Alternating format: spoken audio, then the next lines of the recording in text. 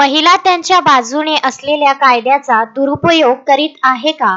महिलांवर होणाऱ्या अत्याचाराविरोधात सरकारने महिलांच्या सुरक्षेसाठी कडक कायदे केले आहेत, तरी देखील त्यांच्यावरील अत्याचाराचे प्रमाण कमी होताना दिसत नाही। ही एक बाजू, तर दुसरी बाजू अशी की महिला वर्ग त्यांच्या बाजूने असलेल्या कायद्याचा चुकीचा वापर करत असल्याचे देखील काही प्रकरणात समोर आले आहे। नुकत्याच कर्नाटक राज्यात घडलेल्या एका प्रकरणानंतर पुन्हा या मुद्द्याने उचल खाल्ली आहे। सोशल मीडियावर असा एक व्हिडिओ व्हायरल होतो आहे, ज्यामध्ये महिला प्रवासी भांडण करत बस चालकाला मारहाण करताना दिसली आहे। प्रवासी आणि त्यांना सुखरूप पोहोचवणारे चालक यांच्यावर प्रवाशांची जबाबदारी असते। त्यांना दररोज वेगवेगळ्या प्रकारचे प्रवासी प्रवासात भेटतात। काही चांगले असतात तर काही अगदी विनाकारण भांडणारे असतात। त्यामुळे या सगळ्यात कधी कधी बस चालकांनाही स्वतःची सुरक्षा करण्यासाठी टोकाचे पाऊल उचलावेच लागते। तर बंगळुरू तुमकुरू रोडवर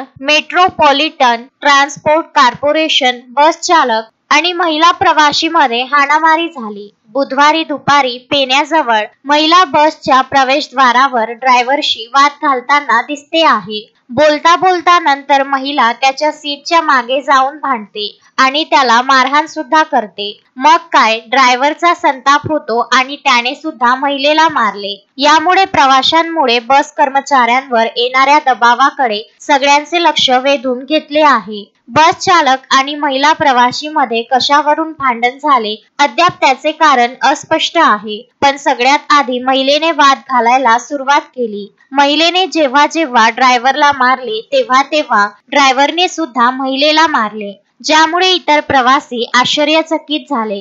बस कंडक्टर मध्ये उभा होता, त्यामुळे हे भांडण थोडक्यात का होईना थांबले। व्हिडिओ पाहून काही जणांनी ड्रायव्हरची बाजू घेतली, तर अनेक जणांनी महिलेची बाजू घेतली आहे।